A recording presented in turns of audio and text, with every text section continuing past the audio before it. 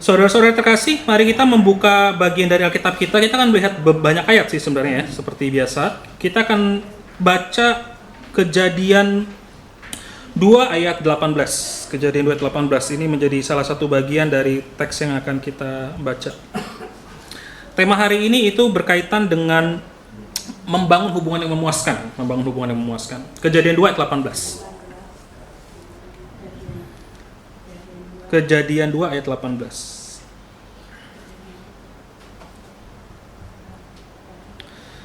Kejadian 2 ayat 18, demikian firman Tuhan. Tuhan Allah berfirman, tidak baik kalau manusia itu seorang diri saja. Aku akan menjadikan penolong baginya yang sepadan dengan dia. Karena ini penciptaan mula-mula Allah menjadikan istri. Tetapi konsep utama dari Kejadian 2 adalah manusia itu tidak dirancang untuk hidup seorang diri. Bahkan walaupun manusia itu punya Tuhan, Adam ngomong dengan Tuhan ya Bapak Ibu.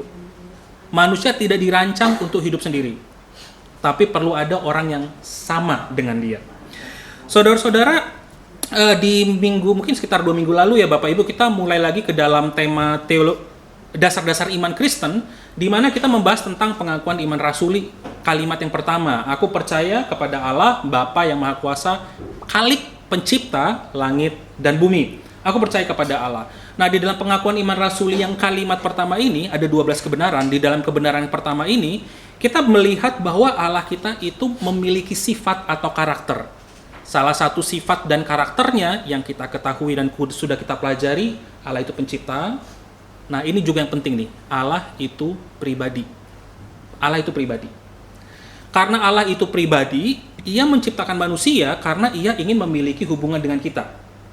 Allah ingin memiliki hubungan dengan manusia. Nah, melalui hubungan dengan Allah dan sesama inilah, kita bisa menemukan keutuhan hingga mengalami sukacita dan kebahagiaan yang sejati. Nah, saudara-saudara, kemampuan manusia untuk membangun relasi itu memang sudah dirancang sedemikian rupa waktu kita diciptakan, dari kita kecil, saudara-saudara. Kemampuan dan hasrat untuk membangun hubungan adalah berkat yang terindah yang Tuhan berikan dalam hidup kita. Dan hubungan itu sangat penting, hubungan dengan orang ya. Saat kita mengalami kesulitan hidup, kita perlu ada orang yang bersama-sama dengan kita. Yang nggak ngebacot. Pada saat yang sama, kita juga perlu orang-orang yang mendorong kita. Karena kadang-kadang kita lemas, capek, udahlah capek, udahlah. Enggak, kamu bisa, ayo kamu bisa. Ada orang-orang yang bukan saja seperti mendukung kita atau mendorong kita atau hanya duduk diam bersama-sama dengan kita, tapi kita juga pengen ada orang-orang yang belajar memahami aku siapa. Kamu kenali nggak ke apa yang aku suka? Mungkin kita bisa menyadari ini waktu kita memiliki sahabat atau mungkin pasangan dan kita membelikan makanan yang dia suka sebelum dia memintanya. Atau kita bisa baca pikirannya beberapa detik mau makan es krim. Matanya udah ngeliat, dia nggak ngomong. Nah, Bapak Ibu pernah nggak makan es krim? Ih, kok tahu? Dia adalah dalam hati, gue lihat wajahmu, ngeliatnya ke situ, begitu. Dan itu membuat orang kita merasa diperhatikan. Capek ya, gitu. Yuk keluar sebelum kita minta. Nah, kita tuh pengen punya hubungan seperti itu. Ada orang-orang yang juga hadir dalam hidup kita yang bisa menegur kita. Woi, jalannya bukan ke sana, Per. Lu salah jalan, ke kiri, lu ke kanan, jangan ke situ lah. Kamu nanti jatuh di situ. Ada orang-orang yang mengingatkan kita sebelum kita jatuh.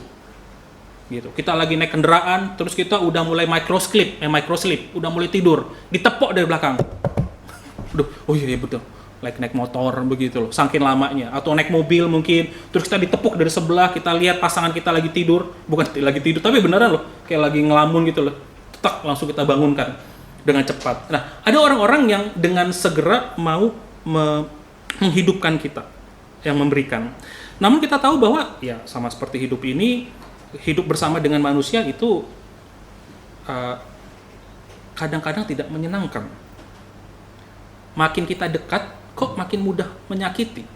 Kita melihat itu waktu kita menjadi pacar bagi orang yang dulu kita gebetin, PDKT-in. Apalagi udah menikah. Waduh, kok makin dekat, bukannya makin memuaskan, tapi kok makin menyakiti. Akhirnya relasi itu relasi yang menyedihkan, menghancurkan, dan merendahkan kita. Alhasil kita tidak menerima hubungan yang memuaskan itu.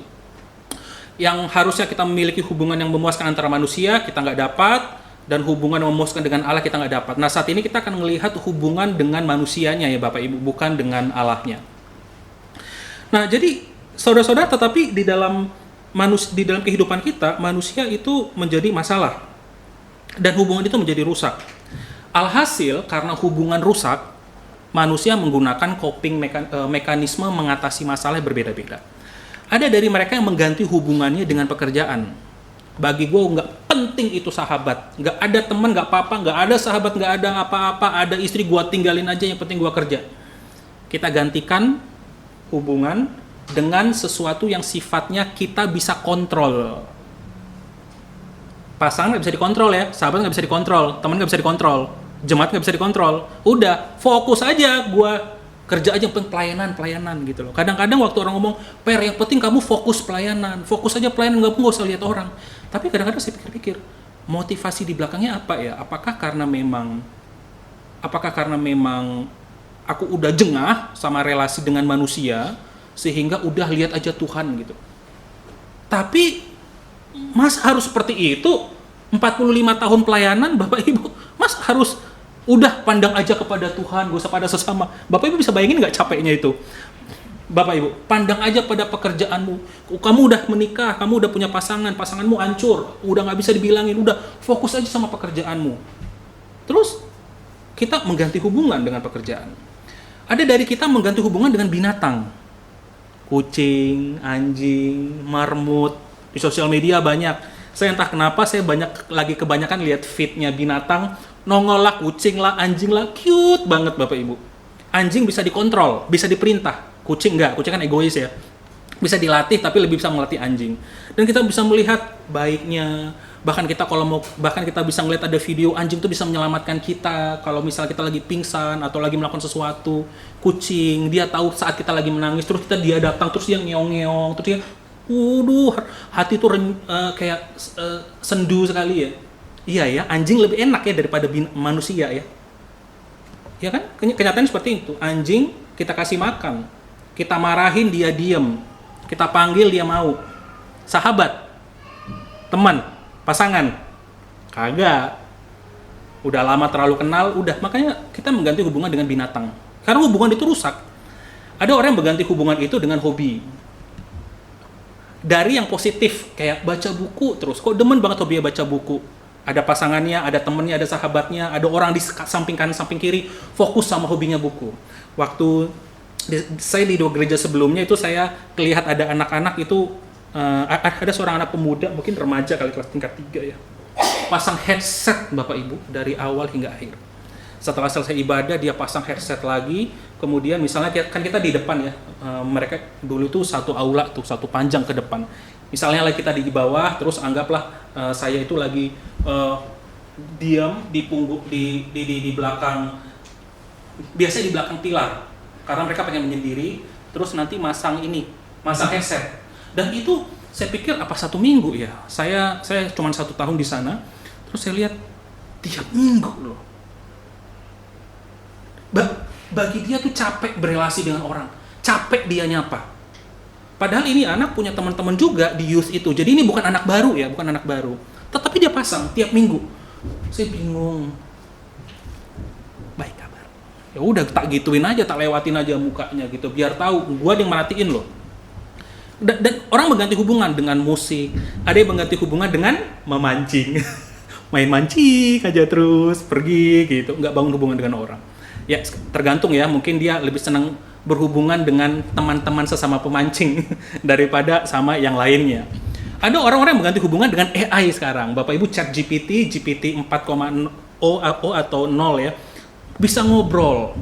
Dan waktu saya coba Bapak Ibu ya, ini lucu banget nih. Sayang saya tidak rekamin. Waktu saya ngomong tentang, gue capek banget hari ini, pelayanan ini sangat melelahkan dan bla bla bla bla bla bla. Oh begitu ya. Bapak Ibu coba deh, AI itu jauh lebih bersahabat dibanding sahabat terdekatmu. Kalimatnya bagus, nadanya baik. Dulu beberapa tahun lalu ada film Her, seorang pria yang jatuh cinta kepada AI. Nama filmnya Her. Dan dia menikmati hubungan itu. Waktu kita ngomong AI sekarang bisa ngajar, Dan anehnya AI, waktu saya lihat beberapa video juga, mereka itu lebih baik jadi dari guru. Saat anaknya benar, jadi kan bisa di video ini ya, benar, wow, you did a great job. Guru kita mana sekarang? Nilai kita bagus. Kita datang ke rumah mungkin sama orang tua. Oh, 80. Oh, 80. Buset, Bapak Ibu, zaman dulu kita 60 loh. Lu ingat nggak Pak Bu? Kita dulu 60 loh untuk kita warna biru. Sekarang 80. 85 itu kok kayaknya remeh banget ya. Kok 80? AI itu bisa senang loh. Wih, dapat 80 nih. Wah, bagus. Aduh, aku nggak bisa nih, pusing. Jangan patah semangat, kamu bisa. Begini caranya. Bapak Ibu, kita akan muncul loh 5 tahun lagi, anak-anak kita akan banyak bicara kepada AI daripada bicara kepada kita. Karena saya sudah coba, dan kalimatnya mereka, tone-nya mereka, nadanya mereka jauh lebih baik daripada kita yang ngomong. Alhasil manusia akan mengganti kepada AI, kepada robot, kepada binatang, atau kepada yang lain-lainnya. Nah, Bapak Ibu, jadi bisa kita melihat bahwa waduh, ini realitanya yang terjadi ya di dalam kehidupan kita. Ini terjadi dalam hidup kita. Lalu apa yang bisa kita lakukan? Nah, saudara-saudara, pertama-tama di dalam teks yang kita baca, kita harus ingat bahwa manusia itu diciptakan mirip dengan Allah. Manusia diciptakan mirip dengan Allah. Manusia itu segambar dan serupa dengan Allah. Di dalam bahasa Indonesia sehari-hari, Alkitab mengatakan demikian. Sekarang kita akan membuat manusia yang menjadi seperti kita. Kalau di TB, gambar dan serupa, saya gunakan bahasa Indonesia sehari-hari untuk mempermudah. Menjadi seperti kita dan menyerupai kita. Bapak Ibu kemudian perhatikan juga nanti di bagian bawahnya. Demikian Allah menciptakan manusia dan dijadikannya mereka seperti dirinya sendiri, diciptakannya laki-laki dan perempuan. Manusia diciptakan segambar dan serupa dengan Allah, mirip dengan Allah. Karena Allah ingin berelasi dan memiliki relasi, kita dirancang untuk memiliki relasi dengan Allah pertama-tama, yang kita belum bahas hari ini, kita tidak bahas. Dan yang kedua, memiliki relasi dengan sesama. Bukan pekerjaan, bukan hobi. Kita tidak dirancang untuk berelasi dengan kucing atau anjing kita, atau marmut kita, atau kelinci kita yang lucu. Kita menghabiskan waktu kita untuk pekerjaan, untuk hobi, untuk AI, untuk binatang, jauh lebih banyak daripada menginvestasikan hubungan kita dengan sesama. Oke, jadi Bapak Ibu hati-hati nih. Sadari dulu nih konsep pertama. Tidak ada di dunia ini pekerjaan itu lebih baik daripada hubungan, binatang tidak lebih baik daripada hubungan kita dengan sesama, AI juga hobi-hobi kita. Kalau kita lupa konsep ini Bapak Ibu, relasi kita tidak akan pernah bisa masuk ke dalam satu tahap yang memuaskan. Ingat, kita dirancang untuk berelasi. Kita nggak bisa ganti itu, Bapak Ibu. Pensil itu dirancang untuk pakai penghapus, untuk serutan. Pensil itu dirancang untuk, kalau mau kita tajam tuh harus pakai serutan. Bukan pakai pisau. Bisa pakai pisau nggak? Bisa saja. Pakai gigi bisa nggak? Kalau niat sih bisa-bisa aja, Bapak Ibu. Tapi pensil dirancang untuk pakai serutan, makanya orang buat pensil, buat juga serutannya untuk mempermudah dan semuanya itu balance ya, kanan kirinya. Saya zaman dulu nggak tahu ya, mungkin SD kali pernah ada orang pakai cutter gitu loh, dia tajemin gitu. Gue pikir ya, lu hebat juga ya pakai cutter. Nah, saudara-saudara, manusia nggak dirancang untuk hidup 24 jam sehari, pekerjaannya, hobinya, yang penting ingat itu aja. Nah, dan karena kita segambar dengan rupa dengan Allah, kita tuh diberikan blueprint Bapak Ibu untuk menjadi mirip dengan Allah. Kemampuan kita diberikan pikiran, kita diberikan mulut untuk bisa mengatakan hal-hal yang baik dan mengapresiasi, menghargai. Kita diberikan tangan dan kaki untuk menunjukkan kasih kita kepada sesama kita. Kita harus menggunakan semua kemampuan yang ada. Nah, jadi karena kita manusia sudah diberikan kemampuan itu, ya kita perlu mengerjakan dan perlu mengembangkannya. Permasalahannya di mana? Nah, ini permasalahannya. Kenapa dunia ini tidak cocok untuk membangun relasi? Seakan-akan nggak cocok membangun relasi. Manusia itu berdosa. Nah, ini Bapak jangan lupa. Tak peduli mau pasangan kek, tak mau peduli mau rohaniawan kek, mau pengurus kek, mau teman, mau sahabat kita yang dulu katanya CS-an tapi sekarang berubah. Jangan lupa. Manusia berdosa. Manusia berdosa, relasi kepada Tuhan rusak, relasi kepada sesama rusak. Ini terjadi di dalam perkembangan dalam hidup kita. Misalnya dalam perkembangan teknologi, segala sesuatu yang sudah Tuhan ciptakan indah ya, banyak nih yang banyak yang Tuhan sudah ciptakan indah. Manusia itu selalu rusak. Manusia selalu rusak. Contohnya, ada komputer untuk mempermudah penghitungan dan lain-lain sebagainya. Tapi tahu nggak Bapak Ibu, karena ada komputer, ada hacker. Bukan white hacker ya, tetapi black hat.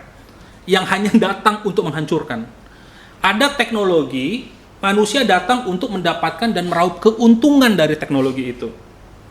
Tuhan memberikan hikmat bagi manusia. Ada yang buat mesin cuci, ada yang buat kulkas, dan yang lain-lain sebagainya. Tetapi kita manusia akan menjadi begitu malasnya dan mengandalkan pada alat-alat dan benda-benda seperti itu.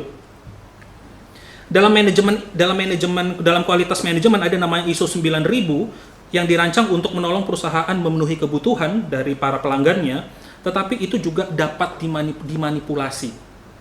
Pasang-pasang aja stempel-stempel ISO 9000, tapi di dalam kantor, wah semua sumpah serapah, semua rendah-rendah atau enggak turnovernya tinggi, pecat ganti lagi, tapi tulis tuh ISO 9001, mantep. Bapak Ibu, semua yang Tuhan ciptakan di dalam dunia ini, kalau sudah manusia pegang rusak. Bapak Ibu ingat nggak dulu di Kejadian 1 sebelum dunia hancur? Tuhan ciptakan pohon, tanam-tanaman. Sebelum manusia jatuh dalam dosa, manusia dapat bertanggung jawab. Setelah manusia sudah berdosa, apapun yang kita pegang, kita rusak. Karena kita berdosa. Dan seringkali kita nggak sadar. Nah, dalam relasi juga sama. Akhirnya kita mungkin menjadi seperti kucing dalam relasi. Puaskan aku, gitu. Datang kalau lagi pengen, ya kan? Main-mainin ekornya di belakang, lembut. Kalau enggak main cakar, udah puaskan. Kita relasi itu bukan kayak manusia, kadang-kadang kayak anjing, saudara-saudara. Wah, dikit-dikit terlalu memuaskan orang. Ya nggak apa-apa, aku nggak dapat. Yang penting aku puaskan kau. Waduh. Padahal dalam relasi itu harus ada balance take and give. Itu memberi dan menerima itu harus sama-sama balance ya Bapak Ibu ya. Jadi kalau kita ngerasa pasangan kita tidak memberikan sebanyak atau mungkin sekitar 80-90% dari kita berikan, kita akan mulai merasa terhianati. Jadi terhianati itu adalah orang itu tidak memberikan effort yang besar dalam usaha kita sebagaimana yang saya harapkan. Jadi effort itu harus sama atau bahkan lebih lagi. Ada orang-orang tuh berelasi tuh seperti singa Bapak Ibu, karnivor gitu, melihat orang hanya untuk memakan dan memanipulasi. Melihat wanita hanya untuk memikirkannya buat seksnya. Kita melihat orang hanya memikirkan untuk uangnya saja. Kita melihat orang untuk asetnya. Atau bahkan mungkin kita menikah sebagai karnivora juga sih, untuk memuaskan kesepian kita. Dan kemudian setelah kita menikah, kita nggak membangun hubungan itu sebagaimana Tuhan kehendaki. Ya, kita abaikan aja. Yang penting udah nikah ya, udah selesai gitu loh. Udah ada pencapaian gitu loh. Puncak tertinggi pernikahan, udah punya anak, udah mulai lusuh semua. Akhirnya turun. Begitu. Nah, saudara-saudara, padahal di Alkitab dijelaskan apakah dunia seperti ini? Enggak. Kita lihat beberapa ya, relasi itu bisa menyenangkan dan memuaskan. Pengkhotbah 4 ayat 9-10. Berdua lebih menguntungkan daripada seorang diri. Kalau mereka bekerja, hasilnya akan lebih baik. Kalau yang seorang jatuh, yang lain dapat menolongnya. Tetapi kalau seorang jatuh, padahal ia sendirian, celakalah dia karena tidak ada yang dapat menolongnya. Nah, saudara-saudara bisa melihat ini, berdua lebih menguntungkan daripada seorang diri. Kalau mereka bekerja, hasilnya akan lebih baik. Bapak Ibu, ini firman Tuhan ya. Ini firman Tuhan loh. Berdua lebih baik. Berarti ada potensi dari hubungan itu. Yohanes 15 ayat 12-13. Inilah perintahku, kasihilah satu sama lain, sama seperti aku mengasihi kalian. Orang yang paling mengasihi sahabat-sahabatnya adalah orang yang memberi hidupnya untuk mereka. Pengen ya Bapak Ibu, punya orang yang memberikan hidupnya bagi kita. Nah, nggak harus mati, tapi kita mengorbankan diri kita dan kepentingan kita untuk orang lain. Hal yang sederhana untuk mengorbankan diri. Bapak Ibu, ini hal sederhana. Kita nggak perlu hal-hal yang terlalu rumit-rumit dulu. Pasang kita mau makan A, kita mau makan B. Mau ngalah nggak sih? Hal yang sederhana aja dulu. Teman kita mau pergi ke tempat A, kita mau pergi ke tempat B. Kita mau ngalah nggak sih? Hal-hal sederhana. Kalau itu saja nggak bisa dilakukan, Bapak Ibu, jangankan apalagi mati tuh, memberi hidupnya bagi mereka. Tapi ini potensi loh, Bapak Ibu, ini potensinya ya. Ini potensi. Kisah Rasul 2 ayat 44-47 ini tentang gereja mula-mula. Gereja mula-mula. Orang-orang percaya itu semuanya terus bersatu, dan apa yang mereka punyai, mereka pakai bersama. Mereka menjual barang-barang dan harta milik mereka, lalu membagi-bagikan uangnya di antara mereka, semuanya menurut keperluan masing-masing. Jadi Bapak Ibu, kita nggak ngasih uang itu berdasarkan suka-sukanya kita ya, tapi keperluan orang-orang lain. Setiap hari mereka terus berkumpul di rumah Tuhan serta makan bersama dengan gembira dan rendah hati di rumah-rumah mereka. Kadang-kadang makan tuh menjadi masalah loh Bapak Ibu. Piring taruh mana, gelas taruh mana, dan kita akan menjadi sangat begitu sensitif sekali dengan saat orang itu tidak bersikap seperti yang kita inginkan di meja makan.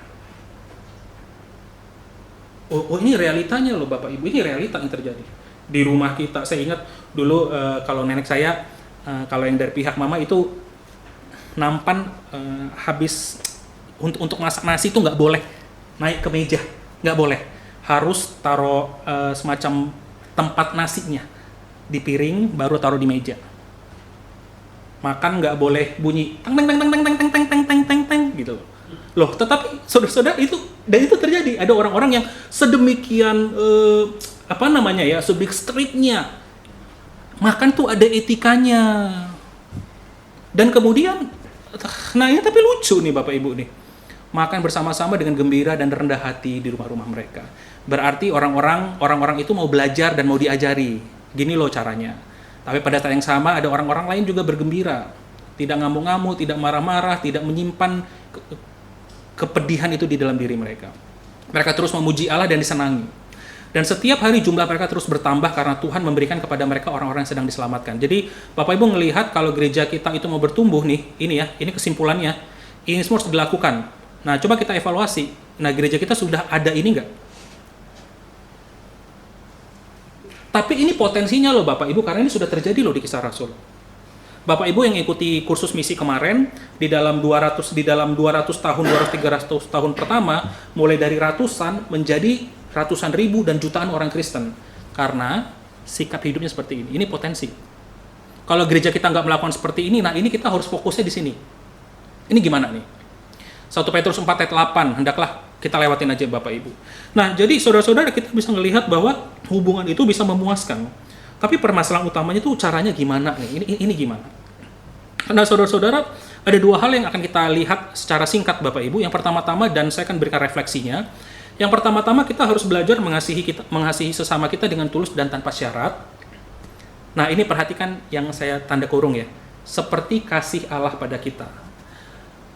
Orang mengasihi dengan tulus tanpa syarat, seperti yang aku inginkan, enggak. Tuhan Yesus sudah menunjukkan kasih yang luar biasa kepada kita, itu menjadi standar dalam hidup kita. Di dalam Lukas ada kisah seorang anak yang hilang, dan Allah sudah menunjukkan dirinya kepada manusia bahwa seorang ayah yang ayahnya masih hidup, anak yang keduanya itu meminta warisan. Bagi kita, kalau anak minta warisan selagi kita hidup, itu kurang ajar di ubun-ubun. Masih mending minta uang ya, sampai dompet kita habis. Minta warisan, berarti nunggu kita mati. Anak kurang ajar. Anak ini pergi menghabiskan, memfoya-foyakan, dan kemudian dia hancur, sampai akhirnya dia bekerja di ladang babi. Orang Yahudi, itu babi haram pada saat itu. Haram, sentuh haram, makan juga. Tapi karena dia nggak punya pekerjaan, dia bekerja di ladang babi. Dan dia makan makanan dari tempatnya babi itu. Dan dia makan. Dan dia mulai berpikir, waduh, harus aku kembali ke rumah bapakku. Akhirnya dia kembali ke rumah bapaknya dan berpikir, udah, yang penting aku jadi hamba saja. Karena jadi hamba pun mereka bisa ada tempat tidur, dapat makan, dan dapat pakaian secukupnya. Sesampainya dia di dekat rumah bapaknya itu, kan kita tahu ceritanya, ayahnya ngelihat dari jauh, dan waktu dia lihat itu anaknya, berarti ayahnya selalu menunggu ya.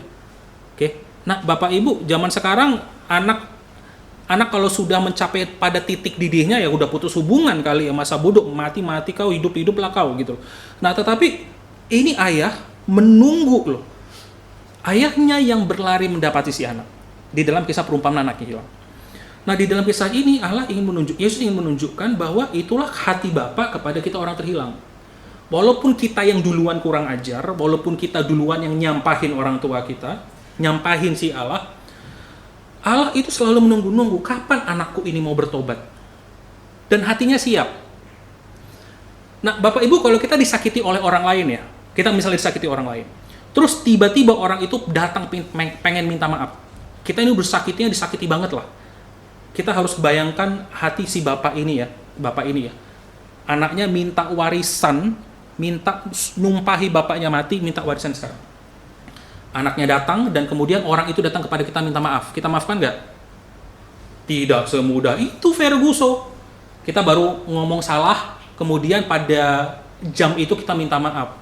Kadang-kadang kan kita pengen enggak kan? Kita pengen menghidupi kemarahan itu. Enggak. Harus nunggu 3-4 hari dulu agar pasangan kita itu stres. Tahu bahwa kita itu marah gitu ya. Kita tahan-tahanin gitu. Udah baik sebenarnya, tapi kita biarin aja. Bapak Ibu balas dendam ya. Biarin aja. Udah baik sih sebenarnya sih, tapi biarin aja udah begitu. Nah, Bapak Ibu, dan itu terjadi 1, 2, 3 kali, 4, 5 kali, 6, 7, 8 kali. Wah, udahlah lengkap lah. Makanya kita bisa melihat bahwa relasi di dalam suami istri bisa begitu hancurnya karena masalah ini. Nah, dan kita pengen balas dendam. Si Bapak ini enggak. Bapak ini nungguin. Bapak Ibu baca nanti dalam Lukas, kisah anak yang hilang. Berarti setiap hari bapaknya nungguin dari jauh ngeliatin, ada nggak bayangan anaknya. Bapak bisa bayangin nggak? Tiap hari dia nungguin bayangin anaknya. Karena waktu di dalam Lukas, waktu anaknya itu sudah ngeliat dari jauh, bapaknya lihat duluan. Yang lari bapaknya, bukan anaknya. Paulus mengatakan di dalam Filipi, aku itu di hadapan Allah tuh sampah. Dan Paulus menyadari kesampahannya, kekotorannya. Nah, Bapak Ibu, waktu kita mulai menyadari kisah seperti kasihnya Allah pada kita, tanpa ini ya Bapak Ibu ya, tanpa kalimat ini, omong kosong, saudara-saudara pasti nggak akan bisa mengasihi. Karena nggak ada dasar. Kan kita mengasihi give and take kan. Aku kasih, kamu kasih setidaknya setara. Kalau kamu kasih aku lebih, aku dikasih berikutnya aku akan kasih kamu lebih. Kamu kasih aku lebih, kamu kasih lebih. Give and take lagi dan lagi. Kamu kasih apa, gua kasih apa. Ya kayak transaksi. Dalam bahasa tertentu, pernikahan dan persahabatan, termasuk persahabatan ya Bapak Ibu ya. Jadi saya nggak bicara pernikahan saja, tapi semua relasi kita tuh give and take. Kalau Bapak Ibu ngerasa kalau saya sudah bisa menunjukkan kasih kepada saudara, nah saudara akan memberikan kasih yang sama. Tetapi apa yang kita pelajari di dalam kisah anak yang hilang tidak. Nah, berarti kita harus memiliki dan belajar sama seperti Allah memiliki kasih, Bapak Ibu. Bukan kasih yang kita inginkan. Nah, jadi harus ingat itu dulu. Kasih Allah bukan kasih pada kita. Nah, Bapak Ibu, coba Bapak Ibu renungkan, mungkin dalam minggu ini ya. Apakah kata-kata, perilaku, bahasa tubuh dan motivasi saya digerakkan oleh kasih ilahi? Coba pasang wajah pasangan kita. Kalau kita sudah punya pasangan sekarang, mau pacar kita, kayak mau teman kita, atau kita belum punya pasangan, lihat orang tua kita, atau mungkin kita ngelihat anak kita, Bapak Ibu. Coba bayangkan. Coba kata-kata, perilaku, bahasa tubuh, motivasi kita digerakkan oleh kasih nggak?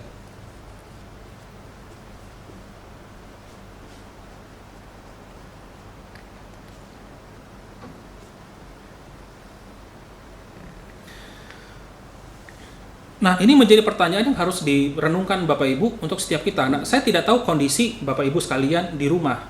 Bagaimana kita merespons anak, pasangan, atau teman, atau mertua, atau menantu, atau yang lain. Cara merespons saya nggak lihat. Tapi kalau saya bisa lihat, saya bisa kasih kode Bapak Ibu. Oke, ini 1, ini 2, ini 3. Tapi karena kita terbiasa nggak ngelihat, kita perlu evaluasi. Apa yang biasa kita lakukan, kemudian Bapak Ibu tanya kepada Tuhan, ini sudah sesuai kasihnya Tuhan nggak? Responsku sudah sesuai kasihnya Tuhan nggak? Nah, Bapak Ibu bisa juga gunakan pertanyaan reflektif ini waktu di rumah. Jika Allah ada di samping, nah ini saya sudah gunakan beberapa kali sebelumnya. Jika Allah ada di samping kita, Bapak Ibu harus bayangkan Allah ada di samping kita. Dan dia ngeliat cara kita menunjukkan kasih kepada orang di depan kita atau di sekitar kita. Kira-kira Allah akan tersenyum dan ngangguk-ngangguk, atau dia akan geleng-geleng dan begini.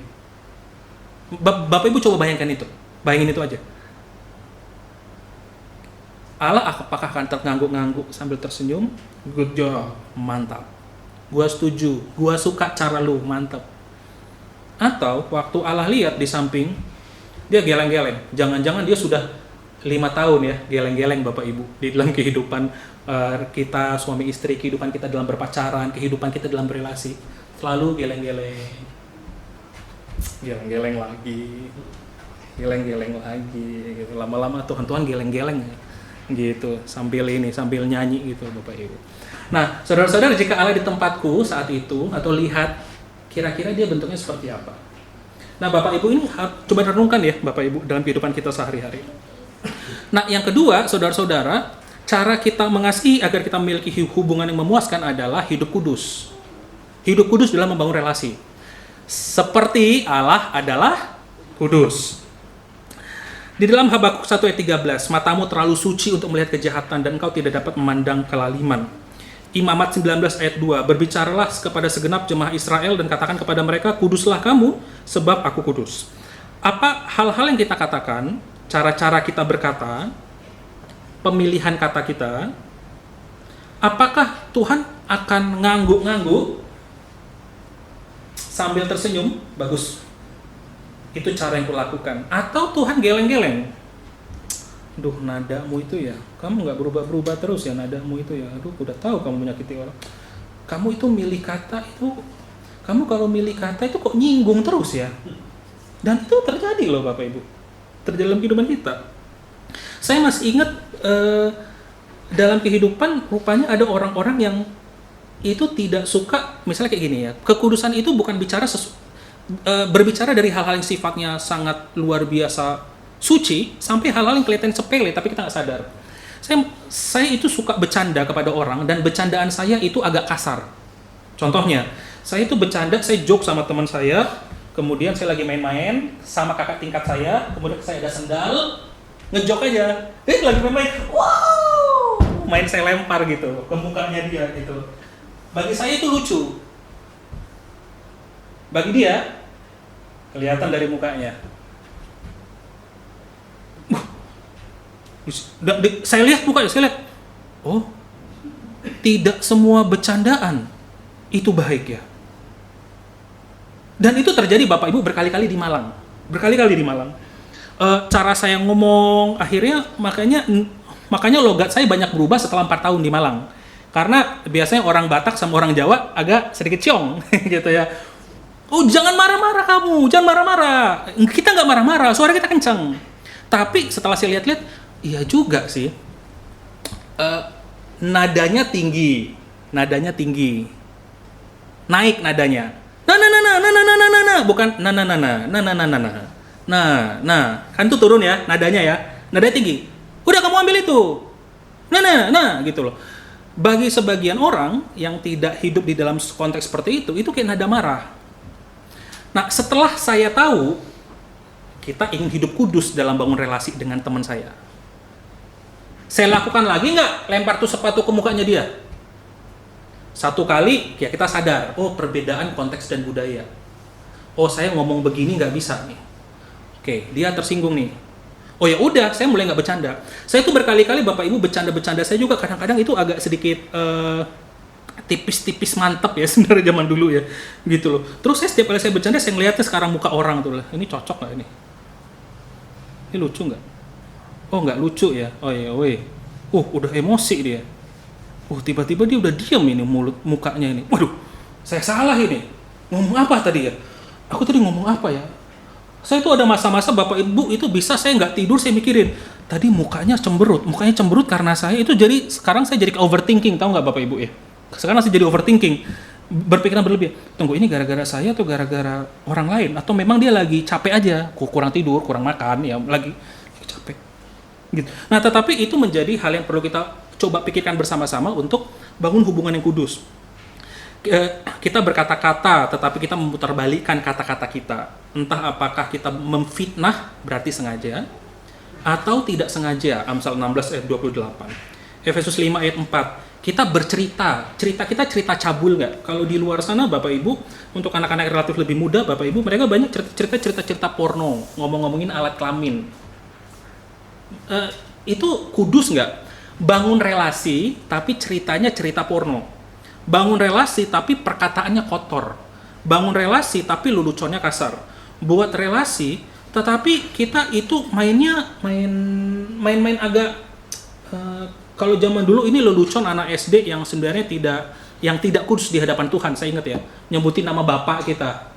Ricardo ini nama bapak saya Ricardo gitu. Walaupun sebenarnya lucu sebenarnya, tapi kalau kita melihat dalam unsur kekudusan Tuhan, apakah relasi harus seperti itu? Makanya kan waktu saya ingat, mohon maaf nih ya Bapak Ibu, kalau misalnya kita bermain-main misalnya di gang atau di beberapa daerah di pasar minggu kan, itu wilayahnya orang-orang yang bekerja di pasar. Kadang-kadang saya ngomong orang tua yang concern dengan anaknya, karena bercandaan anak-anaknya itu kalau nggak rasis lah, merendahkan orang lah, kotor dan jorok. Nah, kita aja tahu. Kenapa kita tahu? Itu bukankah itu kekudusan Tuhan? Makanya kan kita mulai jaga. Oh, anakku sekolahnya ke sekolah swasta aja lah, sekolah Katolik lah. Oh, anakku nanti jangan banyak main-main lah sama orang ini. Nah, kita aja tahu loh Bapak Ibu. Nah, sekarang tinggal kitanya gimana? Nah, hidup kudus itu. Nah, mungkin kita memandang rendah orang lain karena pakaiannya atau gaya bicaranya atau perilakunya. Apakah itu motivasi yang kudus, cara yang kudus? Atau mungkin kita juga adalah orang-orang yang sudah terbiasa dipandang rendah orang lain. Dan sehingga kita menjadi super sensitif kepada gerak-gerik orang. Kita jadi super sensitif. Kita selalu merasa diri kita terluka. Nah, emosi yang kita miliki, emosi sensitif itu ya, Bapak Ibu, saya tuh harus waspada untuk ngomong ini. Ada orang-orang yang hatinya sensitif, tapi ada hatinya orang yang mudah terluka, itu beda. Orang yang sensitif adalah orang yang sensitif melihat kebutuhan orang lain. Oh, dia kayaknya lagi sedih. Apa yang bisa saya bantu? Orang hatinya mudah tergerak, empati. Tetapi ada juga orang-orang yang sensitif, Bapak Ibu, yang dikit-dikit itu melukai hatinya. Nah, ini mungkin bisa jadi karena mungkin pengalaman kita di masa lalu, kita banyak dihina. Mungkin orang tua kita nggak pernah memberikan pujian dan lain-lain sebagainya. Waktu kita mulai merasakan itu, emosi saya kudus nggak? Waktu saya tersinggung gara-gara jemaat ngomong sesuatu kepada saya, Pak, gini aja. Gitu, kayak misalnya kayak kemarin. Perasaan saya sih udah mulai gelegep gitu kemarin tuh, gara-gara lagi rapat di tempat lain ya Bapak Ibu ya. Kemudian habis setelah lagi rapat, terus saya bilang, Per, kenapa kamu marah? Kenapa kamu jengkel? Saya tidak ngomong apa-apa, saya diem. Saya cuma diem. Tapi emosimu kudus nggak? Nah, emosi kita kudus nggak Bapak Ibu? Jadi bukan saja kata-kata ya Bapak Ibu ya. Jadi bagi kita yang sudah terbiasa mengontrol diri kita dan kata-kata kita, baik, sangat baik. Saya dorong kita untuk mengontrol dan meminta kepada Tuhan untuk emosinya. Perasaan-perasaan negatif yang tidak perlu, apakah itu harus aku miliki, nggak rasakan? Bentar, Periadi, kamu ini jengkel karena apa? Karena dia mau ngomong begini. Apa yang kamu rasakan? Oke. Emosi kamu nggak kudus, itu sah untuk dia ngomong seperti itu. Oke. Pikiran kita kudus nggak? Nah, gitu. Nah, itu kan menolong kita Bapak Ibu. Dalam hubungan suami istri, kita juga punya pasangan. Tetapi di dalam 1 Korintus 7 ayat 3, diingatkan bahwa suami harus menuaikan kewajibannya kepada istrinya, dan istri harus menuaikan kewajiban kepada suaminya. Suami kepada istri dan istri kepada suami. Di dalam kehidupan kita dalam rumah tangga, kita memiliki berbagai kebutuhan dasar. Ada kebutuhan materi. Ya lo kerja, kalau memang kurang, ya dua-duanya kerja. Jangan menunggu satu. Saling memenuhi kebutuhan. Kalau memang kebutuhan materi kurang, atau pertama, atau yang kedua, Bapak Ibu diskusikan lagi, mana yang bisa saya potong. Tapi bertanggung jawab bersama-sama untuk saling memenuhi kebutuhan materi. Atau mungkin kebutuhan papan, sandang, dan pangan. Kebutuhan romantis. Nah, ibu-ibu dan bapak-bapak terkalian yang sudah lama menikah. Romantis itu ada dua tipe. Namanya hal-hal yang sifatnya non-seksual dan seksual. Hal-hal yang non-seksual adalah sentuhan. Kapan terakhir kali kita menyentuh pasangan kita dan berkata, menyentuhnya, atau kita menyebutkan kata sayang kepada dia. Ya walaupun mungkin kalau sama anak muda, ih gitu. Saya kalau ngomong sama pasangan saya, istri saya, babe gitu, atau ngomong agak romantis dikit, saya kadang-kadang saya senang liatin muka-muka ekspresi anak pemuda kayak, kayak lo nggak kerja, nanti awas nanti gue liatin ya, gue tembak-tembak gitu loh. Nah tapi Bapak Ibu, sentuhan-sentuhan non romantis itu loh, kita peluk dia, ada orang-orang yang suka dipegang kepalanya, laki-laki biasa enggak, biasa cewek. Nah kalau laki-laki biasanya mungkin kalau Bapak Ibu cara gampang, mungkin sandarkan kepala kita ke pundaknya, atau kita peluk dia, atau kita ya sentuhan-sentuhan non seksual Bapak Ibu. Dan juga ada kebutuhan-kebutuhan yang sifatnya hubungannya seksual atau hubungan seks yang kita mungkin kayak 20 tahun mungkin nggak pernah bahas ya. Dan itu kebutuhan-kebutuhan yang wajar. Kadang-kadang saya bertanya-tanya nih Bapak Ibu, kadang-kadang saya coba bertanya-tanya ya, wah usia ini masih di bawah 50 ya, mereka masih melakukan hubungan seksual nggak ya? Atau di bawah 40 ya, masih nggak ya? Gitu. Kadang-kadang seksual menjadi hal-hal yang sifatnya tabu di dalam rumah tangga. Tidak. Karena ada yang romantis dan non romantis. Dan kedua-duanya itu sama-sama diperlukan. Kemungkinan besar nanti unsur seksual itu akan berkurang kepada wanita yang biasanya nanti di masa menopause yang kedua, di mana dorongannya dia sudah tidak ada sama sekali. Dorongan tidak sama sekali. Tapi kan itu like 55, 60 ya, begitu. Tapi itu terjadi itu di dalam hubungan-hubungan kita Bapak Ibu, bahkan di ranjang sekalipun, kadang-kadang kita tuh bisa melihat bahwa satu kali setelah punya anak udah nggak pernah lagi. Terus saya mulai bingung, ini laki-laki ya. Dan itu terjadi sama teman-teman kami, satu atau dua teman terus lihat, ini laki-laki masih di bawah 50, laki-laki 70 aja masih ada ke tempat pelacuran loh Bapak Ibu. Ini mohon maaf yang kita jujur-jujur aja ya. Tapi saya lihat, apakah kebutuhan itu ada dipenuhi nggak ya? Akhirnya dipendam, udah nggak sama sekali, anggap aja udah nggak penting, udah punya anak selesai sudah. Nah, Bapak Ibu perlu pikirkan bersama-sama dalam hal itu. Dalam pasangan kita punya ada kebutuhan-kebutuhan emosi. Diterima, dihargai, dicintai, diakui. Kapan terakhir kali kita ngomong ke pasangan kita? Mah, gua senang banget ya ada kamu ya. Kalau kamu nggak ada, wah saya susah. Kamu hebat sekali tuh kalau nyimpan uang. Saya mah orangnya boros. Kapan terakhir kali kita mengucapkan kata-kata apresiasi Bapak Ibu? Daripada kata-kata yang ngomong, lu sih kok kayak aku udah capek ya kan, habis gitu ya udah capek-capek ngurusin anak, nggak ada mulut gitu loh dihargai loh. Habis itu kapan terakhir kali kita ngomong Bapak Ibu, oh thank you ya sudah ada apa yang sudah kita lakukan ya. Wah Bapak Ibu, caranya adalah selalu rinci ya. Kalau Bapak mau coba selalu rinci. Nah ini memang kita perlu latih, perlu ada trainingnya, ini perlu training. Tapi kalau mau ngomong, mulailah rinci apa yang Bapak Ibu hargai dari pasangan. Rinci, jangan ngomong gini, wah Pak, hari ini Bapak kelihatan seger ya. Seger kepala, lo yang ngomong lah. Misalnya lagi make, oh ini sepatunya udah pernah dipakai sih sama jeans. Misalnya suatu ketika si Pak Apuin pakai jam, wah Pak jamnya bagus ya Pak ya, wah baru ya. Lu perhatiin nih, ya gitu loh. Kita perhatiin istri kita dan kita ngomong apa yang kita rasa hargai dan kita ngomong spesifik. Wah terima kasih ya Mah, kamu biasa udah masakin. Gua senang banget masakin kamu, gitu loh. Oh, kamu bisa masak, wah aku senang kamu bisa begini. Aku senang banget kamu bisa begini, aku apresiasi. Gitu. Nah Bapak Ibu, saya menyadari bagi sebagian kita mungkin ini sulit dan mungkin kadang sudah kadung ya. Tapi ingat, mau mulai atau tidak, bagi kita yang sudah kadung terjadi begitu banyak konflik-konflik, Bapak Ibu minta tolong Tuhan, Tuhan tolong ya, gimana ya biar hubunganku dengan pasanganku memuaskan, Tuhan tolonglah. Aku bukan saja pengen surga nanti pas aku mati, aku pengen surga di bumi ini sekarang. Sah lo Bapak Ibu, hubungan yang memuaskan itu, nah kita minta itu kepada Tuhan. Dan kita minta pertolongan Tuhan daripada itu. Dan selalu minta kepada Tuhan. Nah jadi saudara-saudara, jadi panjang saya ngomong itu. Apakah ada kata-kataku yang berdosa enggak? Perilakuku yang berdosa, bahasa tubuhku, motivasiku? Selalu tanya ya Bapak Ibu, selalu tanya. Paling gampang kalau kita berrelasi dengan orang tuh paling gampang ngelihat kalau orang itu lagi emosi. Saya kalau lagi berteman sama orang, saya salah ngomong, saya lihat dia emosi. Nah di titik itu harus cepat. Otak kita harus cepat. Ada sesuatu yang salah, dia lagi emosi atau aku ada yang salah. Nah, di dalam kehidupan suami istri atau pacaran atau persahabatan, pertemanan kita yang rutin akan jauh lebih gampang. Kita ngelihat mukanya, dia udah mulai khawatir, dia udah mulai cemas, dia udah mulai diem. Orang-orang yang banyak ngomong tiba-tiba diem, orang-orang yang tiba-tiba diem banyak-banyak ngomong, ini ada something nih. Ini ada apa nih? Ada yang salah ucap nggak gua? Atau mungkin bahasa tubuhku kurang baik tuh.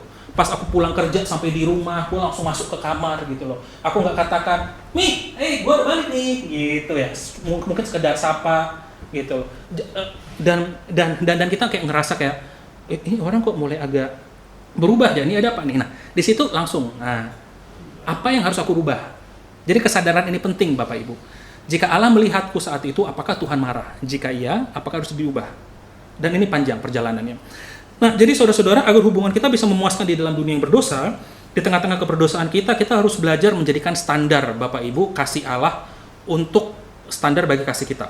Dan yang kedua, agar kita memiliki hidup kudus dalam relasi. Agar kita bisa membangun hubungan yang memuaskan. Nah, dua hal ini yang Bapak Ibu perlu kita camkan di dalam relasi kita. Semoga ini menolong kita. Tuhan Yesus memberkati. Mari kita berdoa. Bapa kami di dalam surga, ini doa permohonan kami. Tuhan tolong kami sadar Tuhan, hubungan kami mungkin seringkali tidak memuaskan. Kami punya teman, kami punya sahabat, tapi kami lewatin persahabatan kami begitu saja dan sekarang kami sudah putus hubungan. Kami mungkin memiliki pasangan, pacar atau suami atau istri, dan kami sudah melakukan begitu banyak hal yang mendukakan hati Tuhan, dan relasi kami sudah tidak lagi baik Tuhan. Kami menjadi sering konflik, kami menjadi sering marah, dan tidak ada apapun yang bisa memuaskan dalam hubungan kami. Tuhan, kami tahu Tuhan masih terus memberikan pengharapan bagi kami. Selama kami masih hidup, selalu ada harapan itu terbuka. Tuhan tolong kami untuk terus selalu mengkoreksi diri kami, sehingga kami bisa memiliki hubungan yang memuaskan dengan pasangan, dengan teman kami, dengan sahabat kami, mungkin dengan anggota keluarga kami, mertua kami, menantu kami, kepada satu sama lain sebagai jemaat di GSRI, dan juga mungkin ada orang-orang percaya lain di luar sana. Membangun hubungan dengan karyawan kami, membangun hubungan dengan atasan bos kami, dengan bawahan kami. Tuhan tolong, Kau pimpin kami, Engkau berikan kami hikmat. Ini doa permohonan kami. Dalam nama Yesus kami berdoa. Amin.